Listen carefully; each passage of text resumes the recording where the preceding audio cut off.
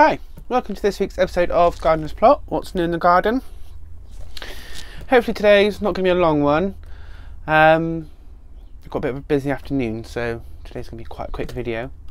Going to concentrate on the wildlife pond today, just sort of talk a little bit about what's going on within the wildlife pond, what species are in there, and things like that. So today's going to be about the wildlife pond. Right. Let's go check it out. See in a bit. We've currently got the two older girls up in the aviary at the moment. They've been separated all week just because they were getting a little bit too boisterous and injured one of the younger girls. So I've given one of the younger girls a bit of a week recovery because these two were being a bit too mean. So they had a bit of a timeout, but they've turned all over Saskia's aviary. There's Miss Saskia. Sass! Sass! Talking about you. So I need to bark this, so at least they've turned it over, and all I've got to do now is just bark it and add some flowers. That's the plan. So they've done a good job up here this week, but they'll be going back down today. Alright, a little update on these girls. Let's get cracking on the pond. Alright. The wildlife pond. So I built this not last year, the year before, around about June time. So I just dug a big ditch, moved all the soil out to the side. This was actually a lawn to begin with. We then lined it with carpet and then added this really nice thick pond liner. Then filled it with water. I put no substrate in the bottom. The only substrate that is in the pond that I actually put in there is some gravel along here. So this was a gravelly beach, and this just provides a little bit of purchase for any birds that want to come in and bathe in the water, which they actually do quite frequently. There's lots of rock work around the pond as well, lots of moss and things like that. So it just allows animals to sort of access in and out of the pond quite easily. Over there we have our log pile. It does need a bit of a tidy up. So again, creating lots of habitats for amphibians, insects and things like that to sort of hibernate in and hide away from. Still not sure what that plant is. It gets really tall there, it gets about as tall as the fence. Offers a nice little bit of shade. I don't know if you can see the background in there as well, there's a few half plant pots buried into the rock garden as well, again to offer shelter and anything to any visiting creepy crawlies or amphibians and reptiles. And also while we're there, that's where the main bed of iris is, so that's flag iris. So a couple of months ago I actually trimmed all that back and we've already got new growth. I want to say I think that's pampas or papayas grass mixing with that. So it's all about creating these different habitats and different places for animals to hide and seek shelter.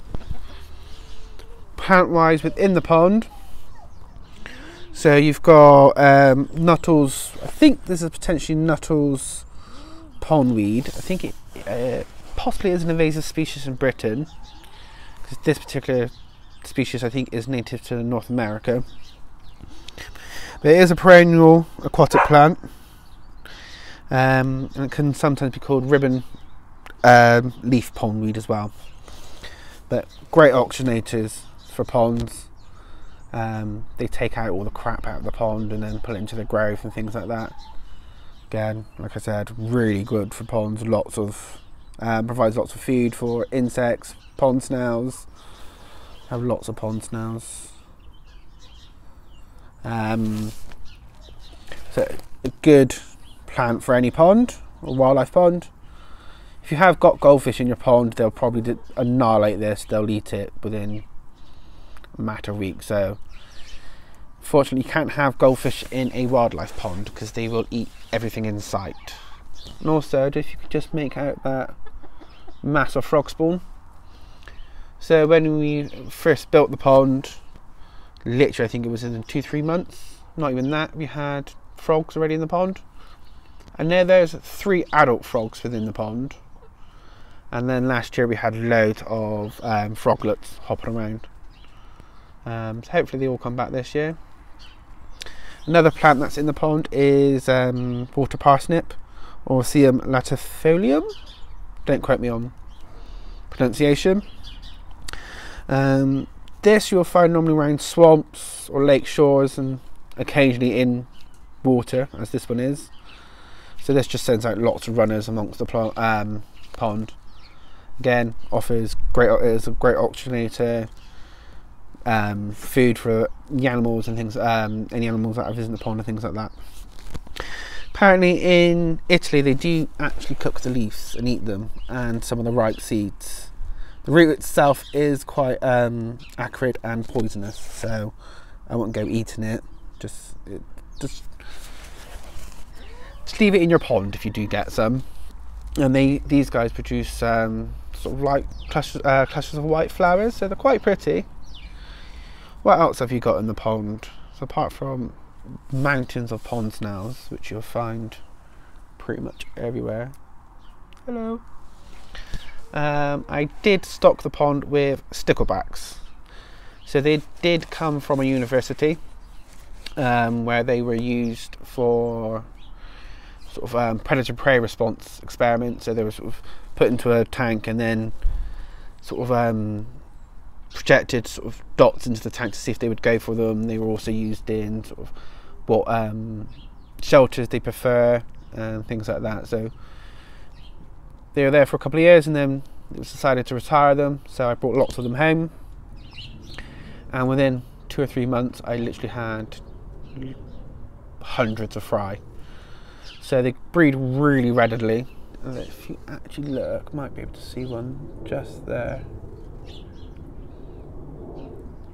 So these guys are great for a wildlife pond because they work within harmony with the pond. They don't eat any of the plant life, but they do keep on control of mosquito larvae and any other little insects in there. So they actually, and you don't have to feed them either. They did overwinter quite well as well. So as you can see, there's quite a few of them starting to resurface now. So great addition to a wildlife pond if you can source them. And so they work within harmony within your pond and don't destroy it. So tadpoles will survive and things like that. Oh, there's a bit of action going on over there, a bit of chasing.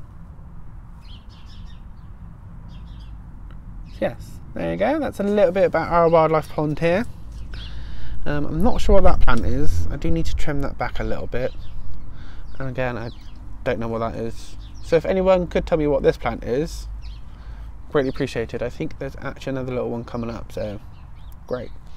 But the plan is to put a few more plants around the back there, possibly some Gardiner, some nice big plants offer lots of shade. So the wildlife pond itself is situated right next to the fern garden, so you've got a nice sort of bug hotel rotten log there. So if there's any amphibians in the pond, they can then go into the fern garden and forage for food. Frogs generally only sort of go into ponds to breed. A lot of the time they are quite terrestrial and sort of forage amongst sort of leaf litter and stuff like that. So you want to give that lots of nice cover around by your pond to allow them, like I said, nice places to hide and things like that. Sorry, I'm waffling on a little bit. So there you go. That is Gardiner's Plot Wildlife Pond. I think there's a few other little plants in there as well. The good old humble duckweed. Some people hate it, some people love it. I'm one of those people that love it and think every pond should have some. So pondweed, it provides great cover on the pond to stop evaporation. So as it grows throughout the summer, covers the pond so you don't get as much evaporation, you don't get many mosquitoes laying their eggs in the water as well, and it extracts so much crap from the pond, and you can literally just pick it up and chuck it onto your garden, and all those nutrients go straight back into the soil. So it's great, and it grows so fast you can literally take out handfuls and a week later you have the same amount again. So I put it in every single water reservoir that I have, especially the summer we had last year, with the amount of water that we lost. So again, pondweed, little duckweed, great for your pond. Right, I'm waffling a little bit too much now. What I'm going to do now is actually take out a few of these plants and post them off to Kelly. I did say I'd send her off some, so if anybody else wants any more pondweed, put a comment in the comments below.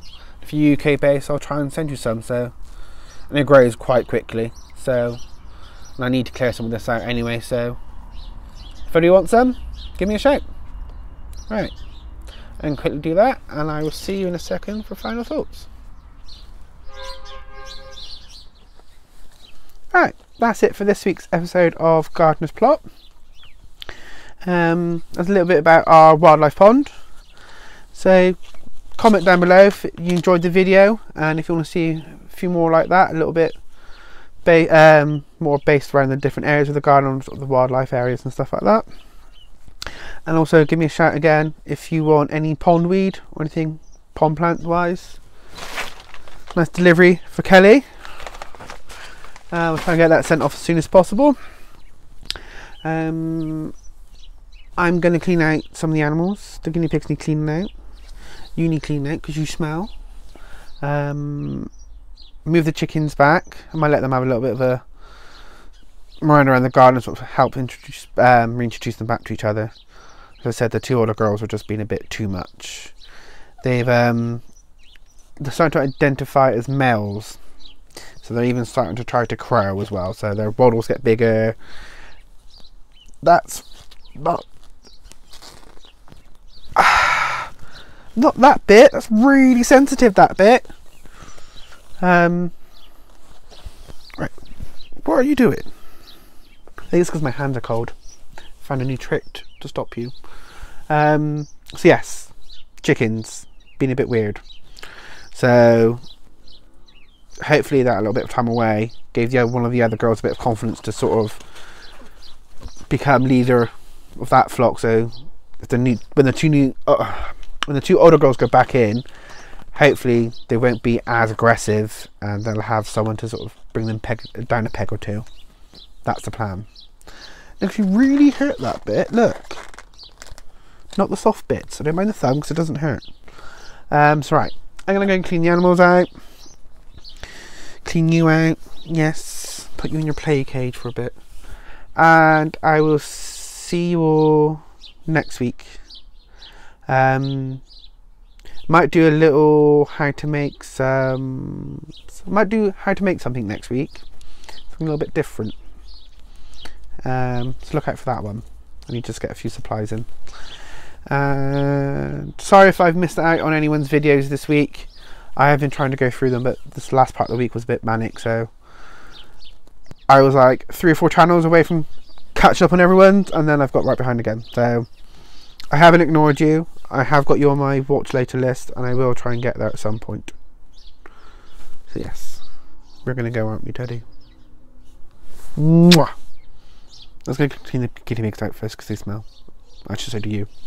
Right, I'm waffling. I will see you all in a bit. Toodle pip. Right. Behave you.